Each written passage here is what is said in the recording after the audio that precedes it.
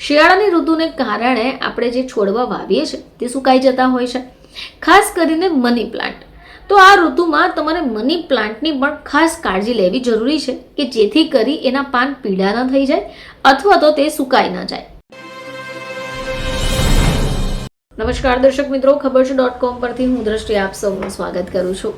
મિત્રો, ઘણા બધા એવા પ્લાન્ટ્સ હોય છે જે આપણા ઘરની ઓફિસની શોભા વધારતા હોય છે, ખાસ કરીને મની પ્લાન્ટ્સ, તુલસી વગેરે.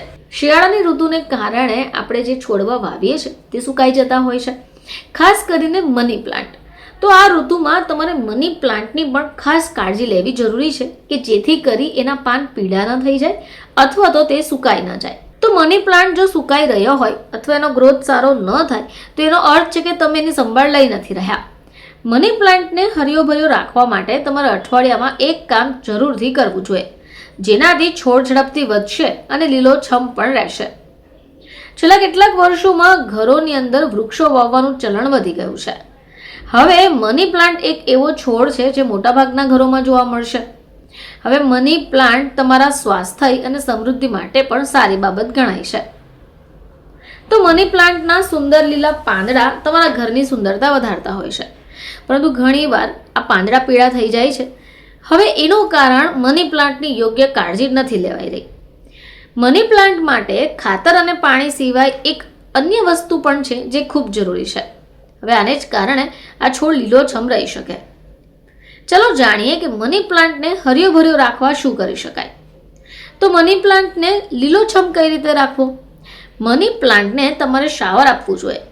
મની પ્લાન્ટને લીલોછમ રાખવા ખાતર અને પાણીથી શાવર આપવું જરૂરી છે. મની પ્લાન્ટ પણ શાવર લેવાનું પસંદ કરે છે.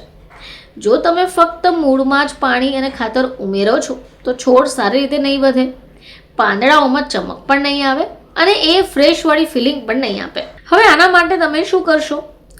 અઠવાડિયામાં 1 કે 2 વાર ઉપરથી મની પ્લાન્ટને શાવર કરાવો. હવે આને માટે તમે સ્પ્રે બોટલનો ઉપયોગ કરી શકો. સ્પ્રે બોટલમાં પાણી ભરી દો અને પાંદડા પર સ્પ્રે કરી દો. આમ કરવાથી પાંદડા સ્વચ્છ, લીલા અને ચમકદાર રહેશે. જોકે મની પ્લાન્ટ પણ શાવરને ખૂબ પસંદ કરે છે. મની પ્લાન્ટ માટે શિયાળામાં ખાસ કરીને 3 વસ્તુઓની જરૂર છે. મની પ્લાન્ટના પાંદડા ઉપર ગંદકી અને ધૂળ જમા થઈ જાય. હવે એને કારણે છોડને વધારે પાણીની જરૂર નથી. તમે ઈચ્છો તો અઠવાડિયામાં 1 કે 2 વાર પાંદડા પર પાણીનો છંટકાવ કરી શકો. આ સિવાય મની પ્લાન્ટને 1 કે 2 વાર તડકામાં પણ રાખવો જોઈએ. જો તમે મની પ્લાન્ટને ઘરની અંદર રાખો છો તો એવી જગ્યા પર રાખો કે જ્યાં પૂરતો પ્રકાશ મળી શકે, કારણ કે કોઈ પણ છોડ હોય તો સારી વૃદ્ધિ માટે 3 વસ્તુઓ જરૂરી છે, જેમાં સૂર્યપ્રકાશ, પાણી અને ખાતરનો સમાવેશ થાય છે. હવે આના સિવાય તમે હળદરનો પણ ઉપયોગ કરી શકો. કુંડાની માટીમાં એપ્સમ સોલ્ટ પણ ઉમેરી શકાય, જેનાથી પણ પાંદડા લીલા અને ઘટ થાય છે. હવે આ સિવાય મની પ્લાન્ટમાં ચા પત્તીને એડ કરી શકાય.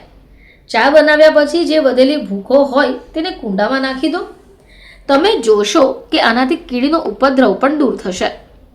ફરીથી તમારી સમક્ષ હાજર થઈશું. ત્યાં સુધી જોતા રહેજો ખબર છે .com.